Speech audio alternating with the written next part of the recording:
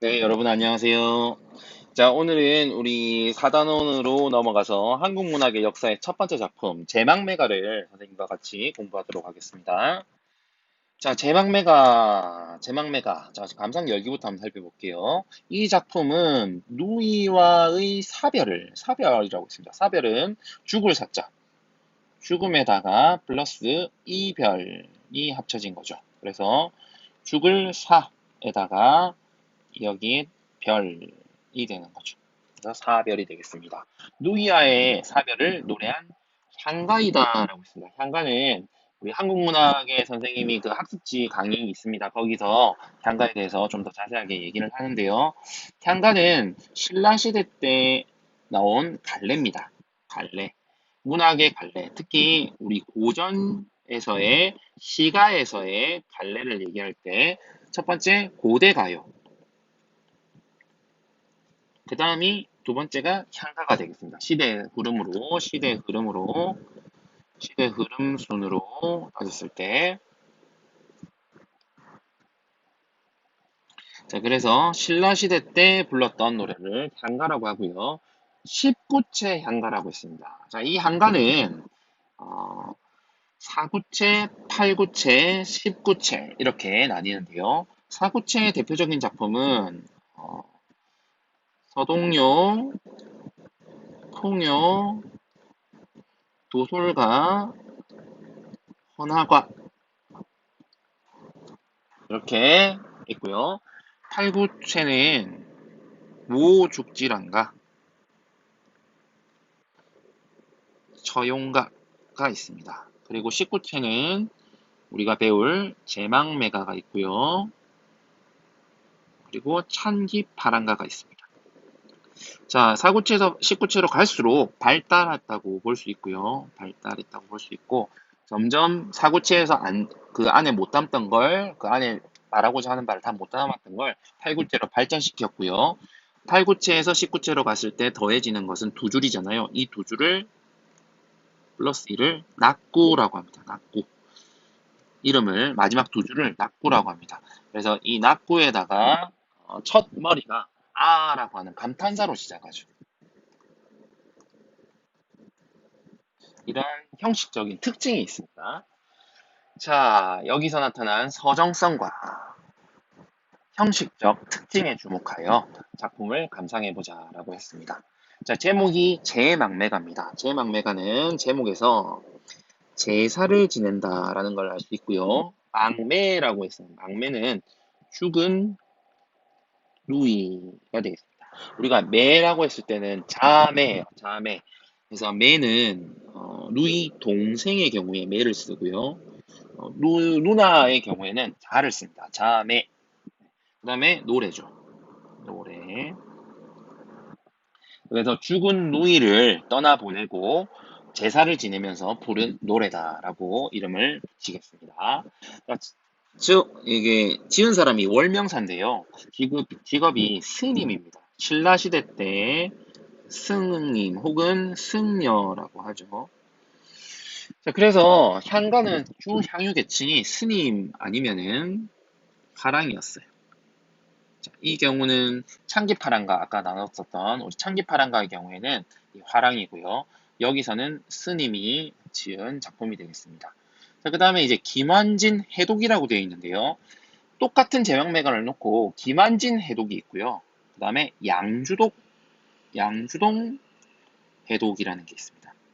먼저 따지자면 우선순위는 양주동 씨가 1번이고요. 김한진 씨가 2번이 되겠습니다. 먼저 선배예요. 그래서 양주동 해독이 먼저 있었고요. 그 이후에 이제 김한진 스타일로 다시 또 해독을 한 건데, 양주동의 해독이 이제 점점 넘어가서 우리 교과서에서는 요새 더 유행이 된 최근에, 그러니까 더 뒤죠. 최근 양주동보다는 더 최근인 김한진 해독을 배웁니다. 그러니까 이렇게 해석하는 방식의 차이가 있습니다. 이 이유가 향찰이라고 하는, 이 한가는 향찰이라고 하는 표기 수단을 사용했는데요. 이 향찰은 음차와 혼차를 한 겁니다. 차라고 하는 것은 이 차자 표기. 이 자가 한자를 말합니다. 한자를 빌린 거죠. 한자를 빌려와서 표기를 했는데 왜 빌려왔어요? 우리 글이 없었기 때문이죠. 자, 우리 글이 없었기 때문에 향찰이라고 하는 한자를 빌려온 표기를 사용했었는데요. 이 차자 표기는 향찰 외에도 이두도 있었고요. 고결도 있었습니다. 그 중에서 향가를 사용할 때 주로 사용했던 게 이 향찰이 되겠습니다. 음차는 음을 빌린 경우고요. 훈차는 뜻을 빌린 경우가 되겠습니다. 우리 왜 물수 하잖아요.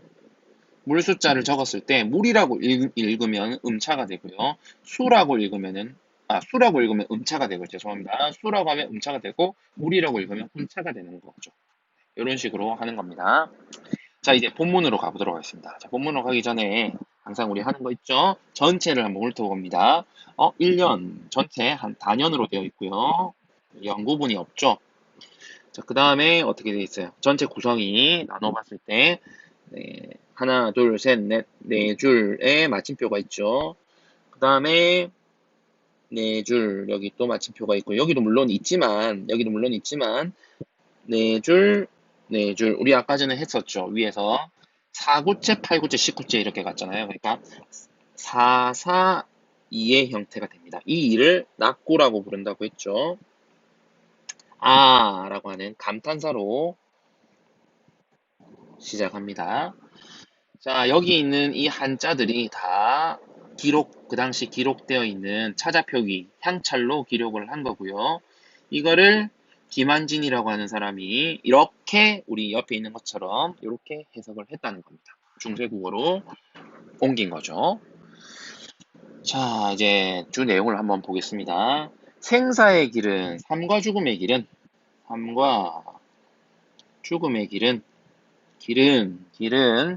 이에라고 있습니다. 여기에라고 일단 해석이 되고요. 여기에는 이승을 말하죠. 화자가 말하고 있는 공간이니까 이승이고요. 현재 공간이 되겠습니다. 현재 공간. 그리고 이별을 하게 된 거죠, 지금. 화자와 누이가 이별을 했으니까 이별의 공간이 되겠습니다. 여기에 있음에도 머뭇거리고 주저하고 나는 했습니다. 이 나는 누구를 가리킵니까? 여기서 말하는 사람은 나는 간다라고 얘기하고 있죠. 그러니까 죽는다라는 얘기죠. 죽은 사람은 화자의 누이가 되겠습니다. 화자의 누이는 간다라는 말도 말조차도 못 다 이루고 못 다 전하고 못 다 말하고 어찌 갑니까? 어찌 갑니까? 자, 그래서 1에서 4구까지는 주요 내용이 누이의 죽음에서 느낀 두려움과 애처로움이 되겠습니다. 애처로움. 자, 그 다음 어느 가잘 했습니다. 가잘은 가을이 되겠습니다. 가을. 어느 가을에 이른 바람이랬다. 이른 early죠. 어린. 그러니까 누이가 어린 나이에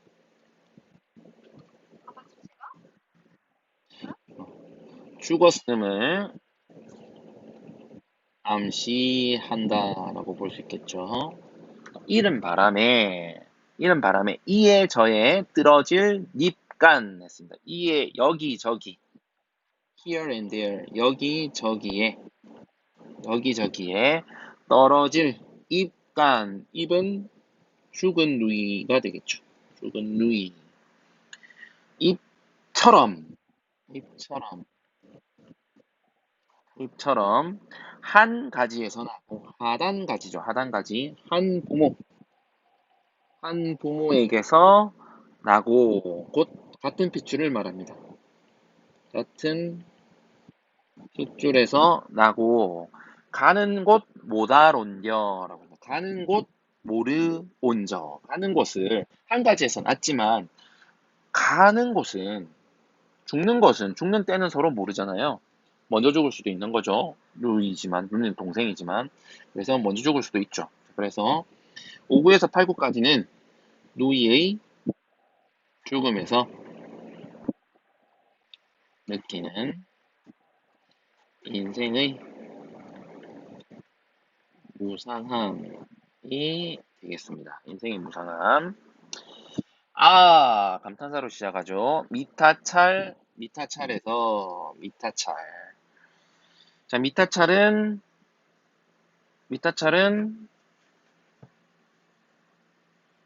저승의 공간이죠. 저승. 앞에서 이승의 공간, 이에는 이승의 공간이었다면 미타찰은 저승이기 때문에 극락세계고요. 그리고 앞에서 현재 공간이었다면 여기서는 미래의 공간이 되겠죠. 미래 공간. 그리고 다시 만날 거죠. 그래서 재해의 공간이 되겠습니다. 공간적 의미. 미타찰에서 맛볼라. 자, 여기 좀 자세히 볼게요. 미타찰, 맛볼나 했습니다. 여기서 나는 만날 나죠. 그래서 말하는 화자가 되겠고요. 다음에 여기 생략된 것은 맛볼이 만나다는 겁니다. 만나다. 그래서 여기 누이를 죽은 누이를 만날 나 이렇게 해석할 수 있겠죠. 미타찰에서 죽은 누이를 만날 나. 도를 닦으면 왜? 승려니까 승려임을 다시 한번 확인시키고요. 도 닦으면서 기들이고다 의지적 태도가 나타난다 라고 하겠습니다. 기다리겠다 이렇게 얘기했으니까 의지적 태도가 나타납니다. 자, 본문을 이렇게 한번 같이 해석을 해봤고요. 자, 이제 넘어가서 학습 활동으로 가보겠습니다. 우리 늘 하는 태그 빠졌네요. 태그를 한번 달아보겠습니다. 제막매가에서 출제 포인트는요. 첫 번째 비유적 표현이 되겠습니다. 좀 적어볼게요. 비유적 표현의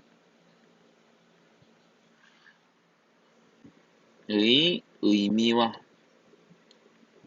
효과가 중요하고요. 자, 그 다음 두 번째 태그는요. 공간의 대비. 아까 이에 이쌈에 머뭇거리고 할 때 이승이라고 하는 공간이 있었죠. 그 다음에 미타찰이라고 하는 또 공간이 있었죠. 공간의 대비와 거기에 따른 화자의 태도. 도닦아 기다리겠노라 하는 의지적 태도가 나타나죠. 이런 거에 대해서 또 자주 출제가 됩니다. 이 부분들을 한번 자세히 살펴보도록 하겠습니다.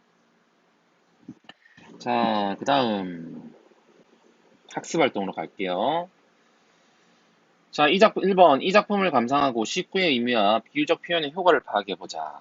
자, 우리 선생님이 방금 강조했었던 부분이요. 첫 번째 태그, 비유적 의미 한번 보겠습니다. 이른 바람, 그리고 떨어질 잎, 하단가지. 이 부분이 잘 나오는 부분입니다. 이 세 가지 비유 잘 적어볼게요. 이른 바람이라고 하는 누이가 죽은 거죠. 누이의 죽음인데, 누이의 요절이 되겠습니다. 누이라고 해야 됩니다. 누나라고 하면은 혹시라도 누나라고 하게 되면은 매기 때문에 누이 동생이거든요. 그래서 누이의 되겠고요. 누이의 요절, 요절은 우리 요라고 하는 거는 사람에 있어서 허리 부분에 해당합니다. 그래서 허리가 꺾였다. 그러니까 사람이 한 인생에 있어서 절반에 해당하는 젊은 나이에 죽은 허리에 해당하는 절반에 죽은 경우에 요절이라고 합니다. 그래서 누이의 요절, 일찍 죽은 걸 요절이라고 하죠. 떨어질 입은 죽은 누이를 떨어지다. 하강적 이미지, 죽은 누이를 상징하고 있고요. 그 다음에 한 가지는 같은 부모를 상징하죠. 자, 이 작품에서 비유적 표현의 식구들을 사용한 효과를 파악해보자. 자, 적어볼게요. 한 가지에서 난 잎들이 여기저기 떨어지는 모습으로 누이의 죽음을 형상화하여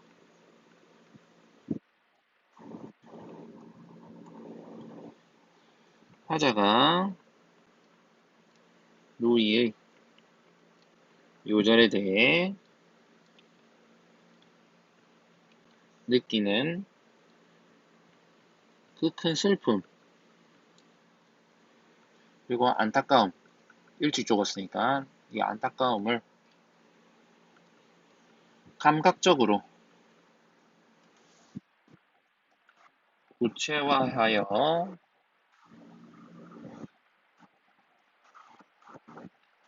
표현하는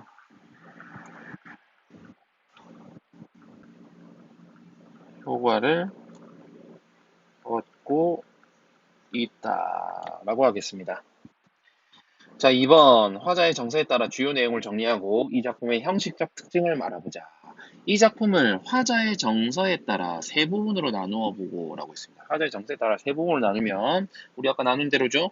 1에서 4, 그리고 5에서 8, 그리고 9에서 19가 되겠습니다. 화자의 정서를 한번 보면요. 1에서 4는 두려움과 애처로움이 루이가 일찍 죽은 거에 대한 사람 누구나 죽는구나 이렇게 일찍도 죽는구나 두려움 그리고 너무 안타까운 이 애처로움이 화자의 정서고요. 1에서 4는 5에서 8은 루이의 죽음에서 느끼는 인생의 느끼는 인생의 모상함이 되겠습니다. 지우고 다시 쓸게요.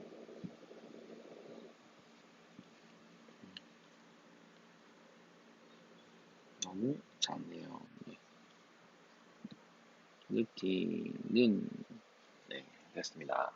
자, 그 다음에 9에서 10은 인간적 슬픔과 인생의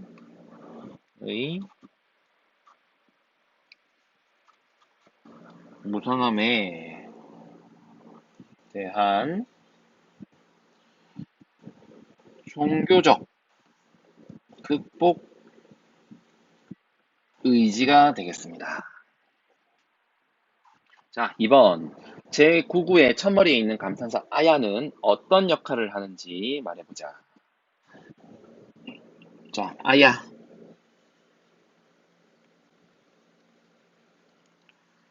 아야는 앞서 전개된 시상을 앞서 8구까지 시상이 쭉 전개됐죠. 이 시상을 이거 또 나왔네요. 너무 큰가요? 시상을 정리하고 작품의 전체적인 이제 마지막이니까 전체적인 마무리를 이끄는 역할을 한다. 다음 이어서 즉 누이의 죽음에 대한 화자의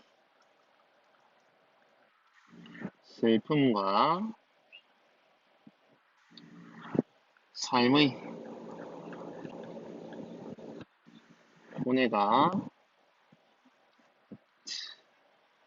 고뇌가 종교적 믿음, 불교죠. 종교적 믿음을 통해 극복되는 부분. 우리 앞에서 김현승의 눈물을 할 때는 김현승의 눈물의 하자에는 기독교를 통해서 그 종교적 믿음을 통해서 극복을 했다면 이 월명사는 이제 불교 승려로서 불교를 통해서 어, 종교적 극복 의지를 보이죠. 부분으로 1, 8, 9까지 이어져 오던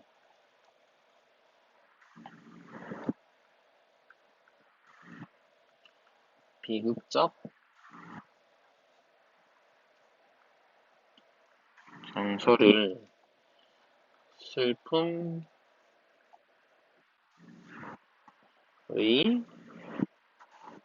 극복 의지로 전환하는 기능을 하고 있다. 자, 이게 무슨 말이냐면요. 그러니까 누이 죽음에 대한 화자의 슬픔과 삶의 고뇌가 종교적 믿음을 통해 극복되는 부분이다. 네, 종교적 믿음을 통해서 극복되는 부분이다라는 거 알고요. 그다음 189까지 이어져던 비극적 정서, 슬픔이 주된 정서가 슬픔이었죠. 근데 이게 9에서 10에서는 종교적 극복 의지가 주된 내용이죠. 여기는 슬픔이 주된 거였다면 여기서 이제 바뀌어야 되죠. 그래서 극복 의지로 전환하는 기능을 담당한다라는 거죠. 이 아야가요. 자, 3번. 1, 2를 바탕으로 19제 향가의 형식적 특징을 한번 말해보자. 자, 19제 향가의 형식적 특징은 시상을 지금처럼 3단으로 49, 49, 29, 442 포메이션 같죠? 442으로 3단으로 전개하며 특히 낙구, 다른 말로 결구라고도 합니다. 시서결 하잖아요. 처음 중간 끝. 결구의 낙구의 첫 부분을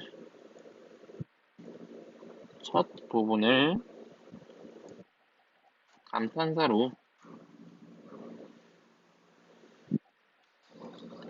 시작함으로써 자, 이 낙구의 첫 부분을 감탄사로 시작하는 것은 제명매가만 그런 것이 아니라 19제 한가가 전부 다 그렇습니다. 자, 요게 고정되어 있다고 볼 수 있는 거죠. 요게 나중에 어디에 영향을 미치냐면 시조가 초장, 중장, 종장으로 이렇게 고정되어 있잖아요. 근데 종장의 첫 음보는 항상 삼음보죠. 네. 자, 그래서 종장의 첫 음보가 세 글자, 3음절로 되어 있죠. 이렇게 고정되어 있는 형태로 나중에 역사가 이어지게 됩니다. 그 전통이 이어지게 된 겁니다. 시작함으로써 화자의 정서를 집약하면서 시상을 마무리한다는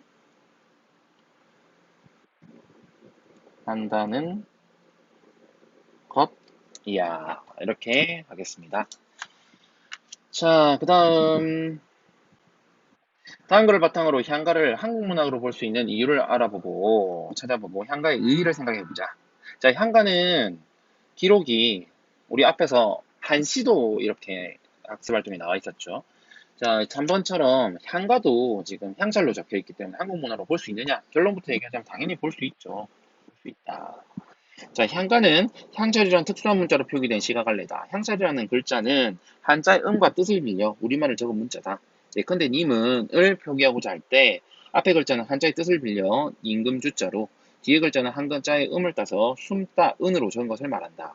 현재까지 밝혀진 바에 의하면 향찰은 삼국중 신라에만 있었던 우리식의 글자였다. 신라인들은 한자를 받아들여 그것대로 쓰는 한편 이를 변용시켜서 향찰이라는 독창적인 문자를 창안해내었다. 이런 점에서 우리는 신라인의 문화적인 주체성과 뛰어난 지혜를 만나게 된다. 자, 우선 향찰이라고 하는 특수문자를 지어갈래다. 이게 향찰의 개념이 되겠습니다. 향찰의 개념. 그 다음에 한자의 음과 뜻을 빌려 오리지널 적은 음자다. 이것도 향찰의 개념이죠. 자, 주자는 님은의 님이죠. 님은의 님이 해당하겠습니다. 그 다음에 님은의 은에 해당하죠. 그래서 얘는 은으로 읽었고요. 얘는 임금으로 읽었어요. 그래서 얘는 본차 한 거고요. 얘는 음차 한 경우죠. 자, 이유를 찾아보고 향가의 의의를 생각해보자 라고 했습니다. 자, 우리는 한글이 창제되기 전까지는 우리 문자가 없었죠. 그래서 우리말을 기록하기 위해서는 부득이하게 당시에 널리 쓰이는 한자를 이용할 수밖에 없었다. 부득이하게 당시에 널리 쓰이던 한자를 이용할 수밖에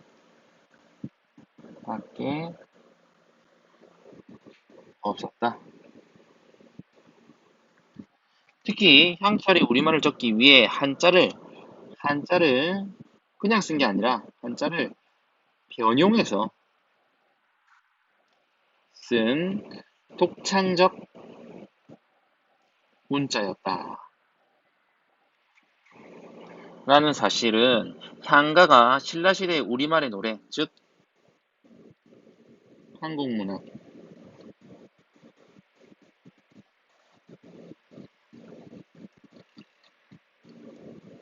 한국문학임을 말해줍니다. 이런 관점에서 볼 때 향가는 신라시대 우리 민족의 삶과 정신을 잘 보여주는 귀중한 문화유산이자 외래 문화를 수용하는 우리 민족의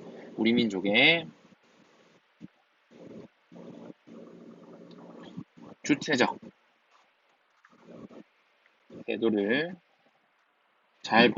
우리 민족의 주체적 태도를 보여주는 외래 문화를 수용할 때 있어서 우리 민족의 주체적, 그냥 쓰는 게 아니라 변용해서 쓴 독창적인 문자를 사용한 향차를 쓴 그런 우리 민족의 주체적 태도를 보여주는 그런 거죠. 있다. 이렇게 하면 되겠습니다. 그 다음 4번은 생략하고 싶은데 모죽지랑간데요. 우리 지금 작품들이 수가 굉장히 많기 때문에 시험 범위에 학습활동의 작품들을 뺄 가능성이 훨씬 많습니다. 그건 또 얘기해 봐야겠지만 그래도 완성도를 위해서 간단하게 또 얘기를 하도록 하겠습니다. 간략하게나마. 자, 모죽지랑가 아까 팔구체라 그랬죠. 팔구체. 진짜 8줄로 되는지 볼까요? 하나, 둘, 셋, 넷, 다섯, 여섯, 일곱, 여덟. 네, 그렇습니다. 자, 내용을 보면은 모죽죽지랑 뭐 랑으로 끝나면은 당시에 다 화랑이었어요. 그래서 죽지랑이라고 하는 화랑을 사모하는 그런 노래입니다. 사모와 추모의 정을 담은 그런 향가가 되겠습니다. 자, 지나간 봄을 그리워하니 모든 것에 울게 하는 시름, 아름다움을 나타내신 모습이 주름살 지는구나. 눈 돌릴 사이라도 만나보기 이루리. 만나보고 싶구나. 낭이여, 여기도 낭이여 했죠. 흐리는 마음에 가는 길 가복숭 마을에서 잠잘 밤 있으리. 드고라는 사람이 불렀는데요. 자, 화랑인 죽지랑의 무리를 따르던 그런 사람이었어요. 그래서 이 드고가 죽지랑이 죽고 나서 이 죽지랑을 너무나 사모해서 죽지랑한테 그러니까 동성으로 뭐 이성은 아니고 동성이죠. 동성에 이렇게로 사랑한 게 아니라 너무나 그 리더로서 그 감복을 한 거죠. 너무 감사한 것도 많고 그런 마음인 거죠. 그래서 사모해서 이 모죽지랑가를 지은 겁니다. 그래서 죽지랑과 함께했던 그 과거를 추억하면서 다시 만나기를 소망하는 그런 노래인 거죠. 사실 이 모죽지랑가의 경우는 해석이 두 가지가 있습니다. 그래서 죽지랑이 죽기 전에 지었다는 설이 있고요. 죽지랑이 죽은 후에 지었다는 설이 있어요. 그래서 언제 쓰였는지에 따라서 작품의 의미가 조금씩 달라지는데요. 죽지랑이 죽은 후에 추모의 정을 담은 경우에는 말 그대로 죽고 나서 아까 얘기한 대로 죽고 난 뒤에 죽지랑을 추모하는 그런 마음을 담은 거죠. 그래서 마지막에 다복숙 말이 이 두 가지 해석에 따라서 다복숙이 두 가지 해석으로 갈리는데요. 첫 번째는 무덤으로 해석이 되고요. 그래서 내가 죽어야 하지만 화자가 죽어야 하지만 이 그리움이 그칠 것이다. 이런 해석이 가능하고요. 두 번째는 어려움, 근심, 요 정도로 해석을 하거든요. 그래서 현실이 어렵지만 현실이 이 어려움 쑥 같지만 현실이 어렵지만 나의 이 그리움 마음, 너를 그리워하는 그 마음은 멈추지 않겠다. Don't stop 하겠다. 멈추지 않겠다. 라는 그런 의지를 표현하는 그렇게 두 가지로 해석이 됩니다. 이 정도로만 알아둬도 굉장히 많이 아는 거니까 이 정도만 하고 생략하겠습니다. 그 아까 형식을 봤었는데 얘 같은 경우는 이렇게 두 줄로 형식이 어, 고정이 됩니다. 그래서 그리고 마지막 입구는 역시 감탄사로 시작을 하고요. 시상이 마무리됩니다. 자, 모죽지랑가까지 한번 살펴봤고요. 자, 그다음 감상 정리로 넘어가겠습니다. 자, 감상의 정리. 제왕매가는 신라 경덕왕 때 승려인 월명사가 죽은 루이 동생입니다. 추모하는 성격의 향가이다. 이 작품은 세련되고 정제된 형식으로 19제 향가의 전형적인 모습. 그래서 이걸 이르는 세련되고 정제된 형식인 19제 향가를 이르는 표현이 뭐냐면은 사뇌가라고 하는 19제 향가만 이렇게 이름을 따로 붙였어요. 당시에 알아두고요. 이른 바람. 아까 우리 다룬 거죠. 이른 바람, 떨어질 잎, 하단가지. 자, 요게 우리 첫 번째 태그. 뛰어난 비유죠. 뛰어난 비유를 통해 젊은 나이에 죽은 루이 동생을 이 비유를 통해서 어떤 효과를 얻습니까? 루이 동생에 대한 안타까움, 슬픔, 허무감을 감각적으로 형상한다는 그런 효과를 얻고요. 마지막 식구인 도 닦아 기다리겠노라에서는 화자의 의지, 개인적인 고뇌와 슬픔을 종교적으로 극복하고자 하는 화자의 의지적 태도를 우리가 읽어낼 수가 있겠습니다. 자, 19체 향가의 형식적 특징을 한번 살펴보겠습니다. 향가에는 4, 8, 19체가 있다. 4구체는 신라의 민요가 정착된 것이고 8구체는 확대된 것이라 19체 향가는 여기다 2구를 더 보탠 것인데 대체로 일반적으로 시상을 4, 4, 2 세 부분으로 나눈다. 특히 이 세 부분을 나눈 게 아까 얘기했던 것처럼 그 시조의 어, 첫 음보가 이제 고정되어 있는 세 글자로 고정되어 있는 그런 전통도 있지만 이렇게 사사이가 세 부분이죠. 이것처럼 시조도 초장, 중장, 종장 이렇게 세 부분으로 형성이 된 것도 역시 또 전통적으로 그 역사를 찾아볼 수가 있습니다. 특히 마지막 입구의 첫 부분에서는 아야, 아으 등의 감탄사가 사용되는데 이는 화자의 정서를 집약하고 자, 이 감탄사의 기능에 대해서 좀 알아주시기 바랍니다. 감탄사의 기능. 자, 화자의 정서 집약. 그 다음에 시적 전환. 자, 이전까지는 그냥 슬픔에 있었다면은 두 번째에서는 이제 전반부에서는 이 마지막 그 감탄사 앞에서는 안타까움, 슬픔 요게 주였다면은 그 감탄사 이후에서는 나가 도 닦아서 기다리겠다라고 하는 의지적 태도가 보이죠. 이래서 시적인 전환을 이룹니다. 그래서 자신의 내면을 정서한다는 점에서 서정적 구조의 완결성을 구현했다. 이게 무슨 말이냐면은 좀더 팔구체에서 보여지던 그냥 그런 형태보다는 시적 전환을 그리고 정서가 집약되는 이런 수법으로 대상을 자신의 내면에 그런 안타까운 마음, 그리고 심적 대상에 대한 그런 정서를 내면에다가 정리한 거죠. 그래서 서정적 구조의 완결성을 구현했다. 형태상으로 봤을 때 가장 완성된 형태로 볼 수 있다는 겁니다. 이러한 감탄사는 조선 전기의 시조 종장 첫머리나 그 외에도 가사의 낙구, 가사에서도 이를 낙구라고 합니다. 마지막, 가사에서의 마지막 줄 있죠. 마지막 줄. 가사의 마지막 줄. 마지막 가사의 마지막 구를 낙구라고 합니다. 이걸서도 살펴볼 수 있다. 그래서 왜 우리 가사를 나중에 공부할 때 가사의 그 마지막 이 낙구를 가지고 시조의 종장과 그 형태가 같으면은 정격 가사, 그렇지 않으면 변격 가사 이렇게 나누는 형태도 있거든요. 그런 걸 나눌 때 왜 이런 말이 나오는지 여기서 다 기초한다는 거죠. 자, 제명매가 형식과는 창기파란가, 그리고 주제는 산문의 기대어라고 하는 죽음이라고 하는 주제와 관련해서 이렇게 작품들이 있습니다. 자, 이건 수행평가로 우리가 다뤄봤고요. 자, 그 다음에 이제 다룰 작품은 동동인데요. 이거 하기 전에 우리 학습지를 정리를 해보겠습니다. 제명매가 나와주세요. 자, 제명매가 가볼게요. 자, 19째 향가고요.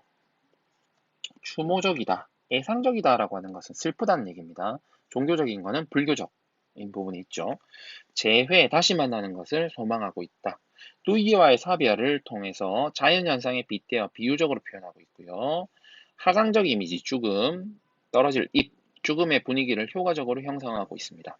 누이의 죽음이라는 인간적 슬픔과 고뇌를 종교적으로 극복하려는 의지를 드러내고 있습니다. 자, 세 부분으로 전체 구성을 하고 있고요. 루이의 죽음에 느낀 두려움과 애처로움, 그리고 인생의 무상함, 그리고 마지막은 여기에 대한 종교적 극복 의지를 보여줍니다. 자, 우리 첫 번째 태그가 여기 있네요. 비유적 표현의 의미와 효과. 비유적 표현은 이렇게 세 가지입니다. 이른 바람, 떨어지는 잎, 한 가지. 자, 나뭇잎을 이렇게 얘기했습니다. 이 나뭇잎이 곧 누이가 되겠죠. 누이의 때이른 죽음, 요절이라고 하죠. 논란과 안타까움, 이 아쉬움이 요절이 대상이 되고요. 그 다음에 언젠가는 죽을 수밖에 없는 인간의 운명을 떠올리게 하는 계기, 떨어질 잎이 됩니다. 떨어진다는 거는 죽는다는 거고요. 이 잎은 곧 죽음을 가리키죠. 떨어질 잎. 그 다음에 한 가지는 한 가지에서 났다는 거죠. 너와 나가. 그래서 누이의 죽음의 하자가 무심할 수 없는 까닭이죠. 왜? 동생이니까. 그래서 같은 부모에서 태어났다. 그래서 한 가지는 같은 부모, 떨어질 잎은 죽음, 이른 바람은 요절을 각각 의미하고요. 이 나뭇잎은 전체적으로 다 해당하는 상황이 누이죠. 자, 이렇게 표현했을 때 효과는요. 한 가지에서 난 잎들이 여기저기서 떨어지는 모습으로 누이의 죽음을 형상화하여 누이의 요절에 대한 슬픔과 안타까움을 절묘하고 감각적으로 표현한다는 그런 효과가 있습니다. 자, 두 번째, 공간에 대비하여 화자의 태도를 보겠습니다. 자, 이해가 있고 미타찰이 있죠. 요 둘이 화자는 종교적으로 극복해서 미타찰에서 다시 만나겠다라고 얘기하고 있습니다. 이승이고요. 현재 공간이고 이별의 공간입니다. 저승이고요. 미래 공간이고 다시 만난 재회의 공간이 되겠습니다. 자, 이렇게까지 다 정리를 해봤습니다. 자, 여러분 수고 많았습니다.